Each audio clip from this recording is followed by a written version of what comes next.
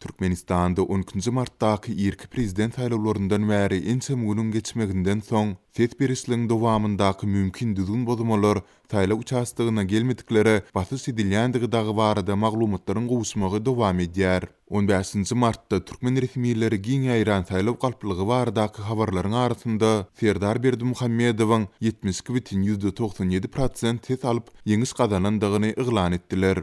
Amerikanyň döwlet departamenti geçen senbe günü geçirilen ses berislik boýunça beýanat ýaýradyp, Türkmenistan'da erkin, adalatly we bählislikli saýlaw ulgamynyň üçin edilmändigini belledi.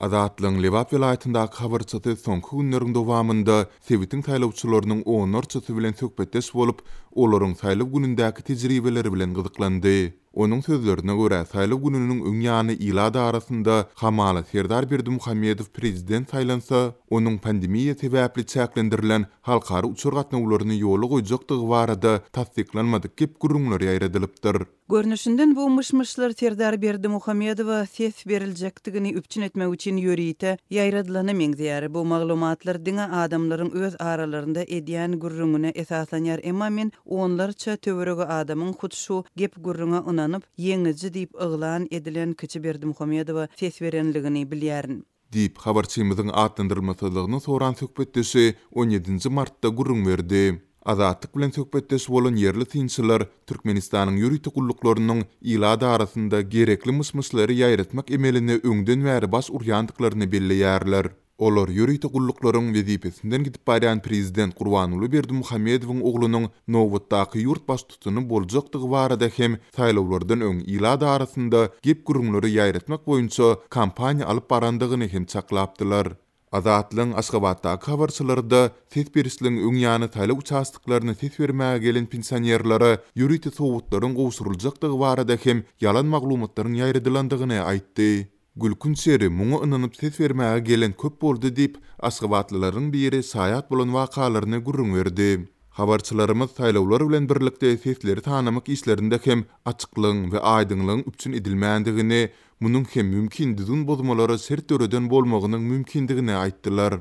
Azatlyň çeşmeleri 13 Mart'ta geçirilen giýje bir welaýatda nädogry kandidaty berilen sesleriň Serdar Berdimuhammedowyň bähwidine ütgüdilendigini habar berdiler.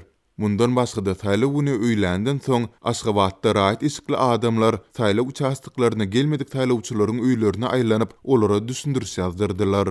Paýtagtyň ikinji etrapçasynda raýat eşikli adamlar ses bermäge gelmedikleriň öýlerine aýlanyp şol ýeriň özünde bülleteniýe ses berdirdiler. Bu açyk edildi we kime ses beriljakdygyny elin görkezildi. Şeýle-de näme sebäpden saýlawa gelmänligi barada düşündiriş ýazdyryldy. Diýip bu wakalary başdan geçirenleriň biri 17 Mart'ta gurrun berdi. Mundan öň Azatlyň habarçylary saýlawlaryň öňü sirasynda saýlawlaryň dowamynda Serdar Berdimuhammedowa ses bermek, öz ýakynlaryny saýlaw uçastygyna getirmek barada saýlawçylara duýduruş berilýändigini habar beripdiler. Bu ağırlykda garaşsyz Türkmen News nesiri hem öz çeşmeleriniň saýlaw güni ýüze çykaran mümkin düzgün bozmalary boýunça maglumat taýýarlady. Onda Azatlygyň da habar berýäli, köp saýlaw uçastyklarynda saýlawçylaryň pasportynyň umuman talap edilmäändigi, käbir ýerleriň birden-kä ençme bülleteni saýlaw gutusyna oklandygy bellenilýär.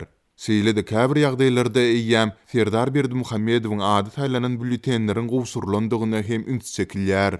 Türkmenistanyň merkezi saýlaw topary ses berisliň dowamynda düzgün bozmalar boýunça arşikaýetlaryň gowuşmandygyny aýdýar. 15 Mart'ta Birleşen Ştatlaryň Döwlet Departamenti Türkmenistanda erkin, adalatly we bählislikli saýlaw prosesiniň üçin edilmäändigi barada Ýewropada howpsuzlyk we hyzmatdaşlyk guramasynyň çykaran bahasy bilen ılalaşýandygyny belledi. Türkmenistanyň garaşsyzlygynyň 30 ýyllyk taryhyndaky 3-nji prezidentiniň inaugurasiýasy 19 Mart'ta Aşgabatda geçiriler.